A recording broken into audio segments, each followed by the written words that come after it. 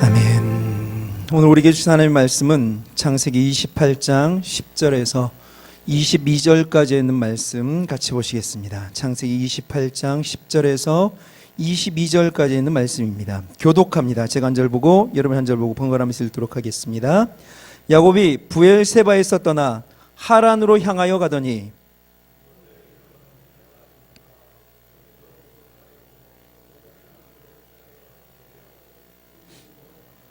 꿈에 본즉 사닥다리가 땅 위에 섰는데 그 꼭대기가 하늘에 닿았고 또 본즉 하나님의 사자가 그 위에서 오르락 내리락 하고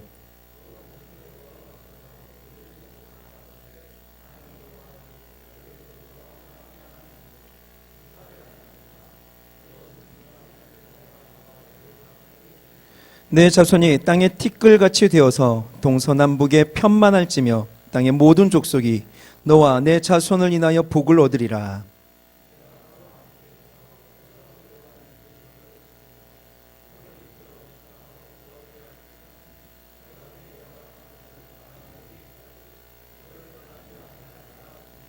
야곱이 잠이 깨어 가로되 여호와께서 과연 여기 계시거늘 내가 알지 못하였도다.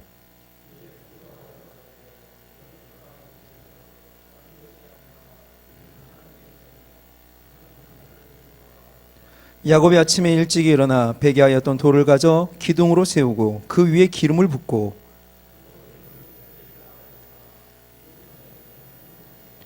야곱이 서원하여 가로되 하나님이 나와 함께 계시사 내가 가는 이 길에서 나를 지키시고 먹을 양식과 입을 옷을 주사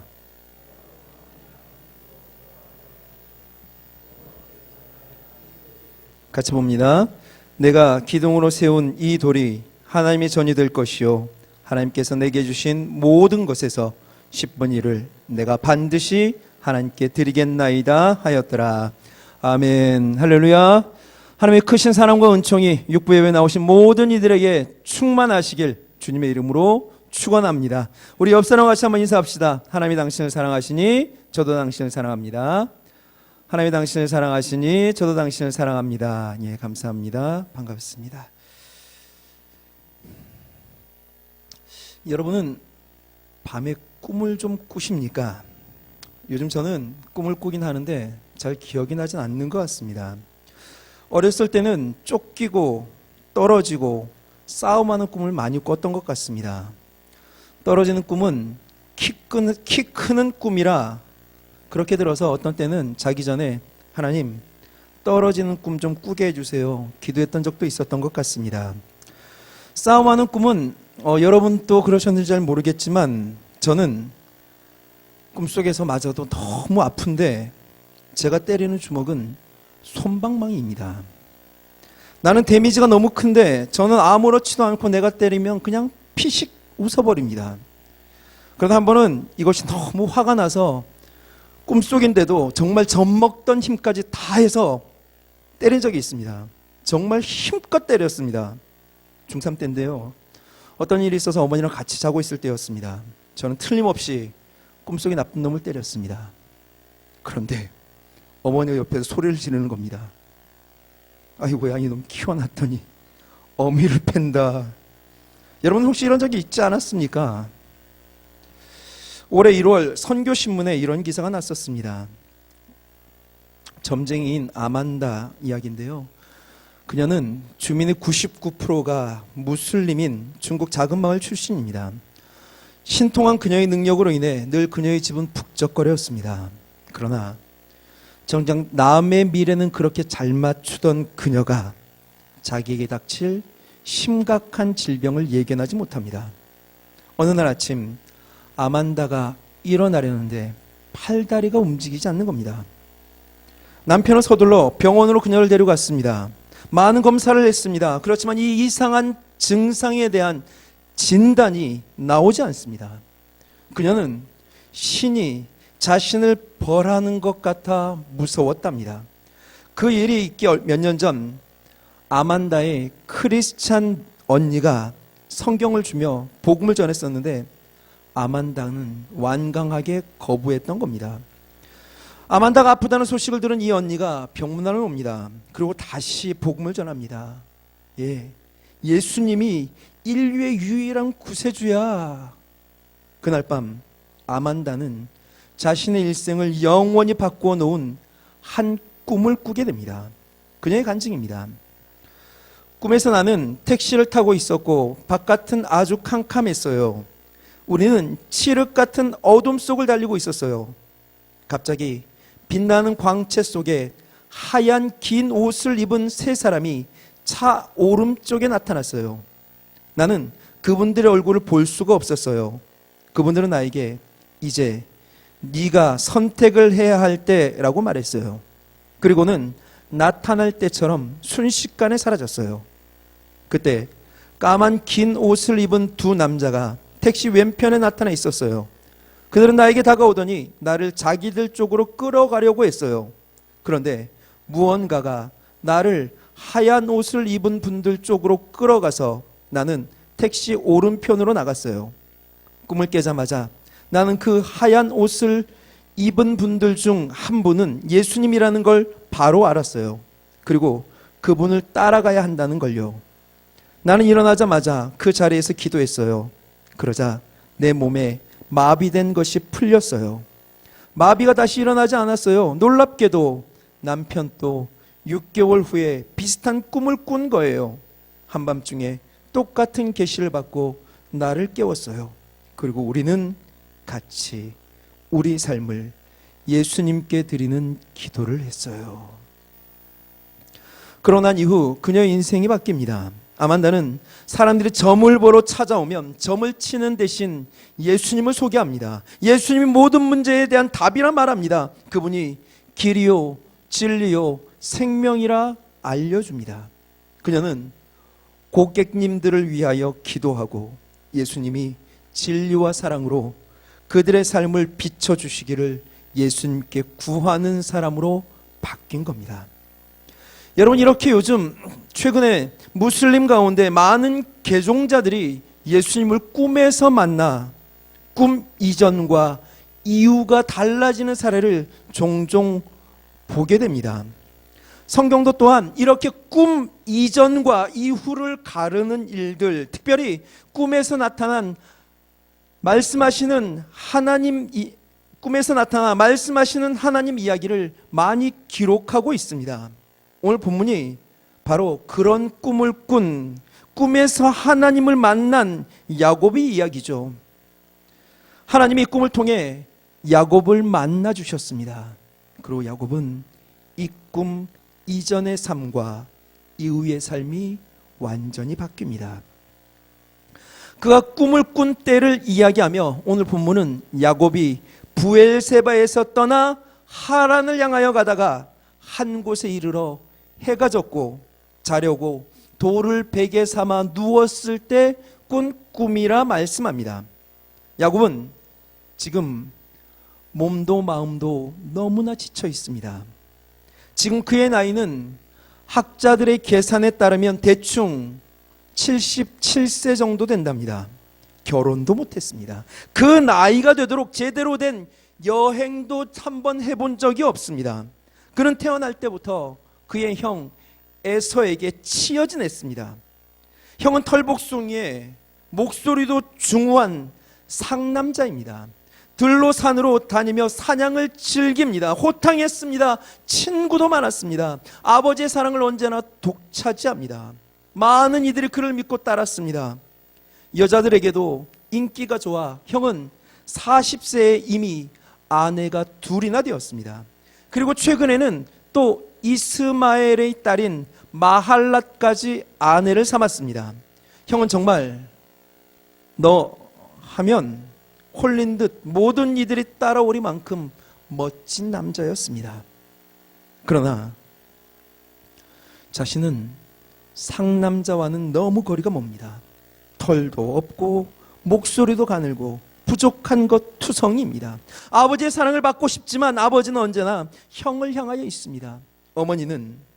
어머니만 자신을 불쌍히 여겨 함께할 뿐이었습니다. 자신도 상남자가 되고 싶습니다. 그러나 들과 산으로 뛰어다니며 사냥하는 것보단 요리하고 집에 머물러 있는 것이 훨씬 좋습니다. 그러다 보니 친구도 여자도 없이 77입니다. 그런 그가 지금 집에서 800km 이상 떨어진 외갓집을 향하고 있는 겁니다. 제대로 걸어본 적도 여행해 본 적도 없는 야곱에게는 그 길이 너무 큰 모험이자 난관입니다. 그럼에도 그는 이것저것 따질 겨를이 없습니다. 실제로 너무 조급합니다. 상남자인 형이 자신에게 속은 것을 알고 분노하여 자기를 죽이겠다고 노발대발한 것을 알기 때문입니다. 게다가 형은 자신이 외갓집인 밧단 아람 하란으로 도망하고 있다는 것도 압니다. 분노하며 노려보던 그 눈이 발목을 잡아 자꾸 뒤를 돌아보게 만듭니다. 뒤가 캥깁니다. 잠시 쉬거나 숨 돌릴 엄두도 내지 못합니다. 그냥 정신없이 달아날 뿐입니다. 그렇게 90km입니다. 거의 이틀을 잠도 자지 않고 제대로 먹지도 못하고 정신없이 달렸더니 이제는 더 이상 힘이 없습니다. 다리에 쥐가 올라오고 맥이 풀려 털썩 주저앉고 맙니다. 아무리 형이 쫓아온다고 해도 이제는 너무 지쳐 어떻게 할 방법이 없습니다. 야곱은 이 모든 것을 원하지 않았습니다. 그저 원하는 것이 있었다면 할아버지를 통해, 아버지를 통해 말씀하셨던 이 세상을 창조하시고 다스리시며 너를 복의 근원 삼겠다 말씀하셨던 하나님의 그 복을 둘째이지만 받고 싶었을 뿐입니다. 처음부터 속이거나 사기칠 마음이 있었던 건 아닙니다. 형은 장자여서 그런지 그 복엔 관심도 없는 것 같았습니다. 또 어머니께서 부추기시며 당신이 다 책임지시겠다고 하여 그렇게 등 떠밀리다시피 하여 시작했던 일입니다. 여장부이신 어머니는 결단력이 뛰어나고 행동이 빠른 분입니다. 아버지께 시집 오실 때에도 그저 할아버지의 종 엘리에셀의 말만 듣고 추호의 망설임도 없이 바로 움직이신 분이십니다.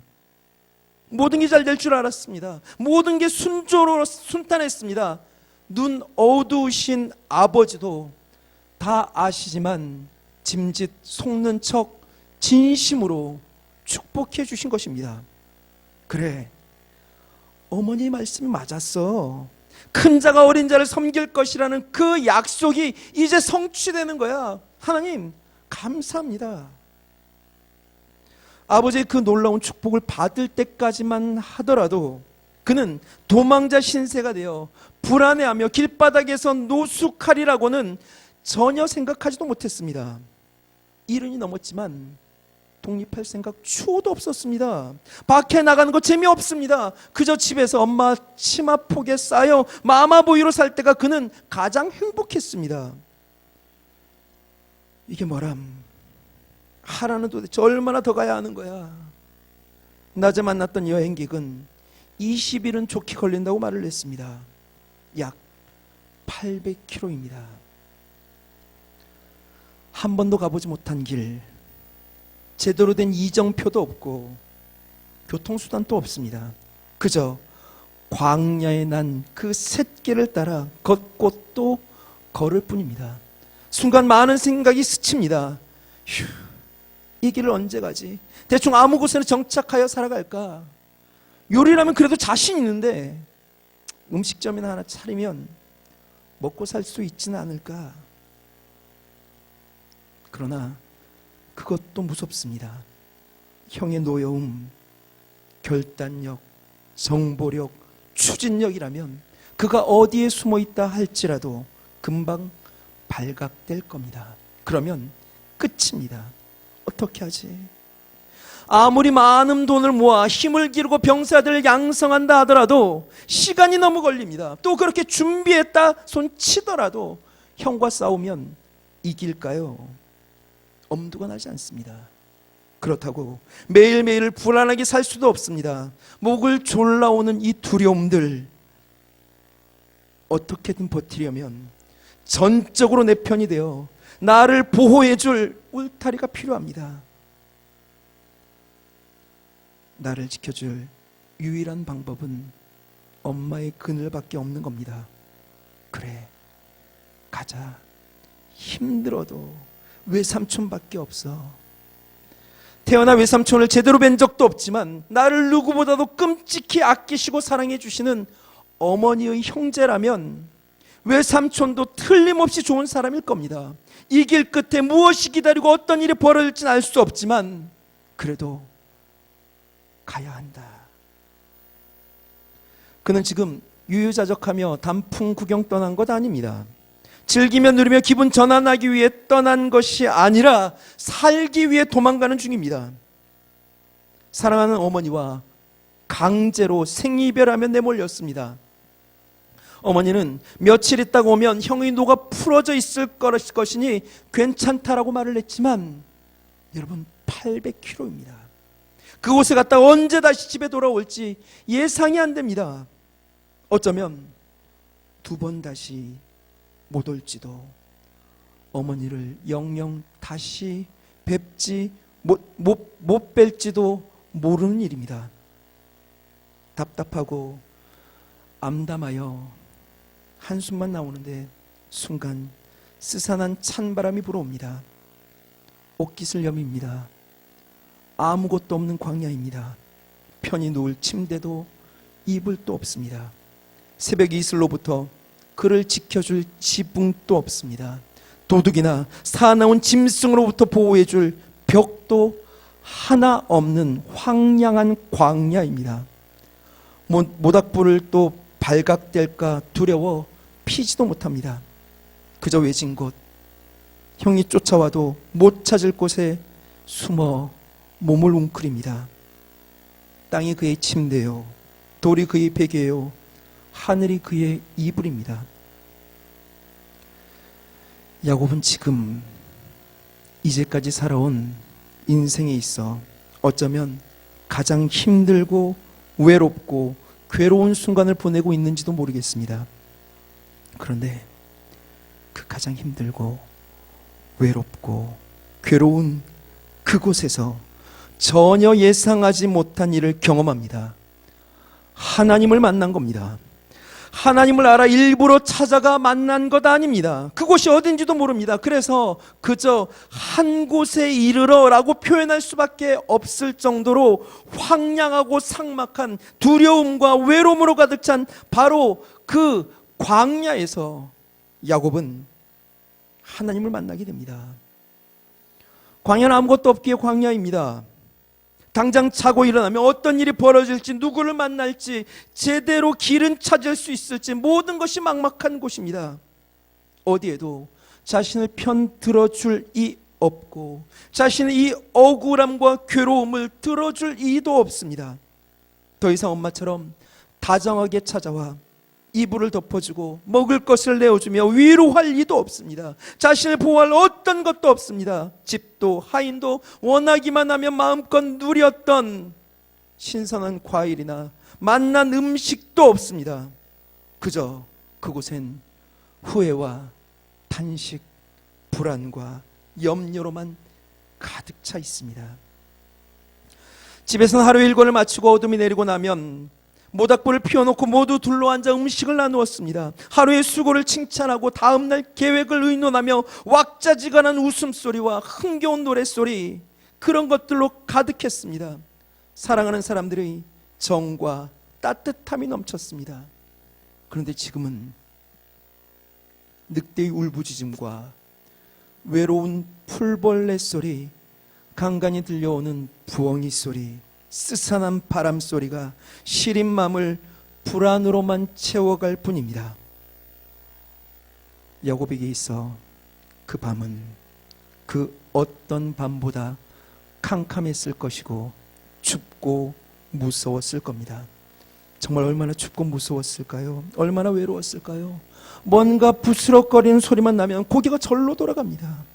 작은 소리도 민감해집니다. 소름이 돋습니다. 긴장이 됩니다. 너무너무 끔찍합니다. 하루 종일 달려 옷은 온통 땀으로 젖었는데 씻지도 못합니다.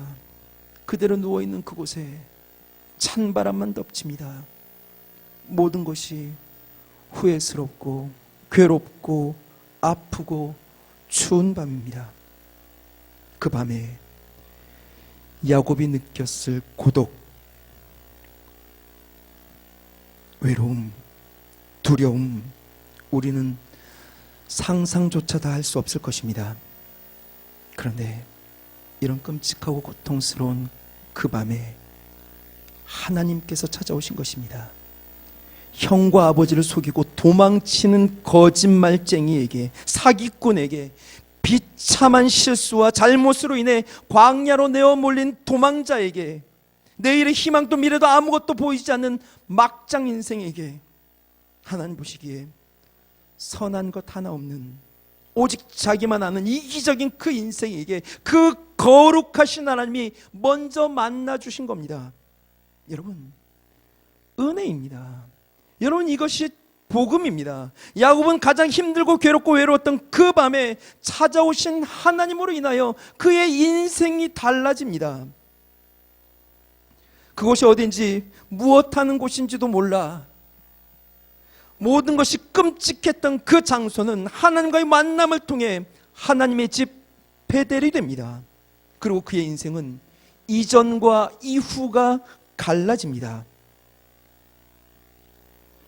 제가 믿는 하나님은 나의 실수조차도 이렇게 완벽하게 역전시키실 수 있는 분임을 믿습니다. 그분은 나의 잘못과 돌이킬 수 없는 실패로 회복 불능의 삶이 되었다 할지라도 찾아와 개입하사 능히 회복시켜 주십니다. 내가 서 있는 그 끔찍한 절망의 광야에서도 만나주시고 은혜 부으시며 온전케 하여 주십니다. 그분이 여러분, 우리 아버지이십니다. 그 하나님 아버지를 뜨겁게 만난 광야, 그곳은 더 이상 야곱에게 있어 거칠고 황량한 곳이 아닙니다. 베델, 하나님의 집입니다. 하나님은 이 야곱을 만나주시기 위해 그를 광야로 몰아갔던 것입니다. 왜 광야입니까? 왜 하필 광야입니까? 세상의 소리, 세상의 식과 법, 세상의 분주함으로 가득 찬 곳에서는 하나님을 만나기가 어렵기 때문입니다. 그런 곳에서는 하나님이 보이질 않습니다. 하여 하나님은 야곱을 세상의 소리가 없고 세상의 식과 법이 통용되지 않으며 세상의 분주함도 없는 광야로 인도하신 겁니다. 야곱의 눈으로 보면 그저 황량한 벌판 광야이지만 그곳에는 하나님이 계셨습니다. 광야는 하나님의 훈련 학교입니다. 아까 특성으로 들었던 이 광야를 지나며 라고 하는 찬양은 이 광야에 대해서 너무나 잘 표현하고 있습니다. 가사 내용입니다. 왜 나를 깊은 어둠 속에 홀로 두시는지, 어두운 밤은 왜 그리 길었는지, 나를 고독하게, 나를 낮아지게, 세상 어디도 기댈 곳이 없게 하셨네. 광야에 서 있네. 주님만 내 도움이 되시고 주님만 내 빛이 되시는, 주님만 내 친구 되시는 광야, 주님 손 놓고는 단 하루도 살 수 없는 곳, 광야에 서 있네. 지금 야곱의 상황과 딱 맞지 않습니까? 이전에 이렇게 찬양합니다. 주께서 나를 사용하시려, 나를 정결케 하시려, 나를 택하여 보내신 그곳 광야, 성령이 내 영을 다시 태어나게 하는 곳 광야에 서 있네. 그리고 기가 막힌 가사가 나오지 않습니까? 내 자아가 산산이 깨지고 높아지려 했던 내 꿈도 내려놓고 오직 주님 뜻만 이루어지기를, 나를 통해 주님만 드러나시기를, 광야를 지나며. 여러분, 하나님이 광야 학교를 통해 세상의 소리와 분주함, 세상의 식과 법으로 꽉 차 있는 곳에서는 결단코 배울 수 없는 삶을 가르쳐 주십니다. 하나님의 뜻에 맞추어 사는 삶, 하나님의 뜻을 이루며 내 삶을 통해 주님을 드러내는 그 복된 삶, 내 못난 자아를 산산이 깨뜨리고 높아지려 했던 그 교만한 꿈도 내려놓게 하시고 하나님 수준에 맞추어 사는 삶으로 변화시키십니다. 사면초가의 야곱, 나아갈 수도 물러설 수도 없습니다. 모든 문이 닫혔습니다. 도와줄 리 아무도 없습니다. 그의 미래 너무나 불투명합니다. 누구를 만나게 될지, 또 그 사람은 어떤 사람일지, 그곳에서 무엇을 하게 되면 앞으로 자기 인생은 어떻게 될지, 모든 것이 불안하고 모든 것이 걱정으로만 꽉 차 있었습니다. 그런 그곳에서 야곱은 고개를 들어 열려있는 유일한 문을 바라보게 됩니다. 하늘로 난 문입니다. 꿈에 본즉 사닥다리가 땅 위에 섰는데 그 꼭대기가 하늘에 닿았고, 또 본즉 하나님의 사자가 그 위에서 오르락내리락하고, 또 본즉 여호와께서 그 위에 서서 가라사대. 땅에서 하늘까지 닿아 있는 하늘 사닥다리가 보입니다. 야곱은 지금 모든 것과 단절되고 막혀있는 광야에 있습니다. 외로움과 고독이 그의 상황입니다. 그런데 지금 바로 눈앞에 하늘과 땅을 잇는 사닥다리를 보게 되고, 그 끝에 하나님이 계심을 보게 됩니다. 그의 인생이 하나님과 연결되어 있습니다. 야곱아, 혼자인 것 같아 외롭니? 사방이 막힌 것 같아 힘들지? 아니, 넌 혼자가 아니야. 봐, 언제나 너에게는 하늘문이 열려 있어. 이 사닥다리를 통해 너의 인생도 나와 연결되어 있단다. 왜 이렇게나 깊은 어둠 속에 홀로 내버려 두시는지, 왜 이렇게도 고독하게 낮아지게 하시고 세상 어디도 기댈 곳이 없도록 단절하시는지, 아무것도 몰라 답답한 그에게 너는 하늘 사닥다리를 통해 나와 연결되어 있어 하나님께서 말씀하신 겁니다. 똑같이 이 말씀을 오늘 이곳에서 코로나로 괴롭고 힘든 광야의 삶을 보내고 있는 저와 여러분들에게도 동일하게 말씀하고 계신 줄 믿습니다. 혼자 버려진 것 같아 외로우십니까? 사방이 막힌 것 같아 힘드십니까? 고개를 들어 하늘을 바라보십시오. 우리는 절대 혼자가 아닙니다. 우리에게는 언제나 하늘문이 열려져 있습니다. 이 하늘 사닥다리로 우리는 하나님과 연결되어 있는 존재들입니다. 매 순간 이 하나님의 음성이 위로가 되시고 능력이 되어 날마다 주님으로 이겨 사는 저와 여러분들 되시길 주님의 이름으로 축원드립니다. 이 하늘과 땅을 연결하는 사닥다리는 땅에 있는 죄인이 하늘에 계신 하나님께 나아갈 수 있는 십자가를 연상케 합니다. 아무리 최악의 상황이라도 생명의 십자가를 만나게 되면 역전됩니다. 이를 통해 야곱의 인생도 역전되었습니다. 절망이 소망으로 바뀌고 저주가 축복으로 변했습니다. 차가운 돌베개나 베고 자던 인생이 그 돌로 하나님의 전을 세우고 약탈자 사기꾼이 복의 근원으로 나아가게 됩니다. 그런 역사를 하신 하나님께서 당신을 소개하십니다. 나는 여호와니 나의 조부 아브라함의 하나님이요 이삭의 하나님이라. 하나님께서 자신을 여호와 언약의 하나님으로 계시하십니다. 그리고 자신의 할아버지 아브라함과 아버지 이삭의 하나님으로 말씀하십니다. 이 말씀은 즉 이젠 내가 너의 하나님 될 거야, 야곱의 하나님이 될 거야 말씀하시는 겁니다. 그리고는 아브라함에게 했던 그 축복을 똑같이 야곱에게 하십니다. 우리 다 같이 한 목소리 읽어봅니다. 너 누운 땅을 내가 너와 내 자손에게 주리니 내 자손이 땅의 티끌같이 되어서 동서남북에 편만할지며 땅의 모든 족속이 너와 내 자손을 인하여 복을 얻으리라. 아멘. 지금 야곱은 자신의 생명을 지키기 위해 살기 위해 약속의 땅을 도망하고 있지만 하나님은 그 땅을 주시겠다고 말씀하십니다. 자녀는커녕 아직 결혼도 하지 못한 77세이지만 하나님은 번성을 약속하십니다. 축복을 위해 속임수나 쓴 사기꾼이지만 하나님은 그 선하신 계획 가운데 그런 야곱도 품어내십니다. 그리고 말씀하십니다. 다시 읽어봅니다. 내가 너와 함께 있어 내가 어디로 가든지 너를 지키며 너를 이끌어 이 땅으로 돌아오게 할지라. 내가 내게 허락한 것을 다 이루기까지 너를 떠나지 아니하리라 하신지라.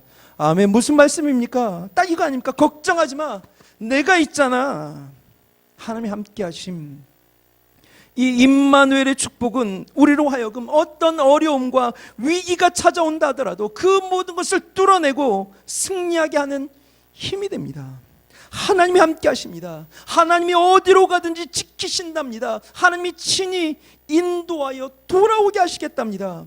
그리고 그 하신 모든 것을 이루기까지 떠나지 않으시겠답니다.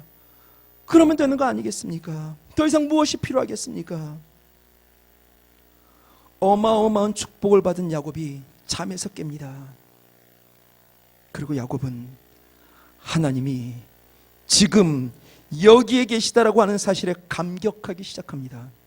거친 광야에 내팽개쳐진 막장 같은 인생이 하나님을 만나자 그 인생이 바뀝니다. 하나님을 만나기 전에는 아무것도 없는 삭막한 광야, 버려진 곳, 막막함과 외로움에 두려워 떨던 그가 하나님을 만나자 특별하고 다른 두려움을 갖게 됩니다.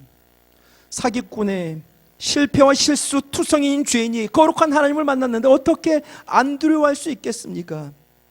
그러나 그 두려움은 곧 그분을 향한 예배로 이어집니다. 야곱은 그곳에서 하늘 사닥다리를 보았고 그곳에 계신 하나님의 임재를 경험했습니다. 그러자 그곳이 예배의 자리로 바뀝니다. 그가 베고 잤던 그 돌을 기둥으로 세우고 그 위에 기름을 붓습니다.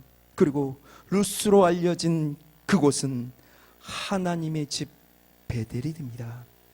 이어 야곱은 서원을 합니다. 서원은 자신의 삶의 방향을 조정하겠다는 의지의 표현입니다. 여러분, 서원은 하나님과 거래하는 것 아닙니다. 하나님 이것 들어주시면 저도 이것 하겠습니다. 이건 서원 아닙니다. 내 욕심을 위해 하나님 협박하는 것 서원이 될 수 없습니다. 야곱은 하나님께서 약속하신 것을 믿음으로 받았고 그 약속에 대한 감사의 표현으로 서원한 겁니다. 그렇게 서원한 야곱, 베델 이전과 베델 이후의 야곱은 완전히 다른 존재입니다. 베델에서 하나님을 만난 야곱은 도망자에서, 약탈자에서 예배자가 됩니다.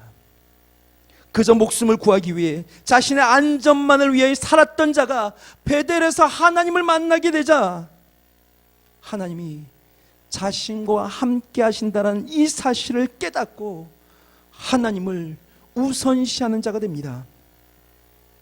베델에 오기 전 야곱은 두려움과 초조, 불안과 절망의 상징이었습니다. 그러나 베델을 통해 하나님의 임재하심과 약속된 축복을 받은 후 그는 복의 근원이 되었습니다. 그리고 이후로 야곱은 하나님의 약속을 받은 자로 하나님의 보호하심과 함께하심, 인도하심 가운데 그 길을 걸어가기 시작합니다. 물론 그는 여전히 하란을 향해 광야를 걷는 인생입니다. 여전히 형 에서의 노는 풀리지 않았습니다. 여전히 혼자입니다. 여전히 외롭습니다. 달라진 것, 그 현실은 바뀐 것 거의 없습니다. 여전히 힘든 길이고 여전히 외롭고 여전히 두려울 수 있습니다. 하지만 다른 것이 있습니다. 그의 안에 믿음이 들어간 겁니다. 임마누엘의 하나님, 이 세상을 창조하신 하나님이 함께 하신다는 강한 확신이 그의 안에 들어간 겁니다. 변하지 않는 하나님의 약속, 그 모든 어려움을 뛰어넘을 수 있는 축복, 그 모든 문제들을 덮을 수 있는 하나님의 보호하심이 있기 때문에 이제 야곱이 가는 길은 다릅니다. 그의 삶의 태도는 전과 같을 수가 없습니다. 그것이 그의 서원으로 나타났고 하나님을 향한 예배로 나타난 줄 믿습니다. 야곱과 함께 하시겠다 약속하신 하나님이 내 하나님인 줄 믿습니다. 광야와 같이 척박한 현실 가운데 찾아오신 하나님이 우리에게도 동일하게 오늘 이곳에서 역사하시는 줄 믿습니다. 우리는 이제 새 성전을 향하여 나아갑니다. 야곱에게 있어 베델 이전과 이후의 삶이 같을 수 없었듯 우리도 새 성전 이전과 이후가 같을 수 없습니다.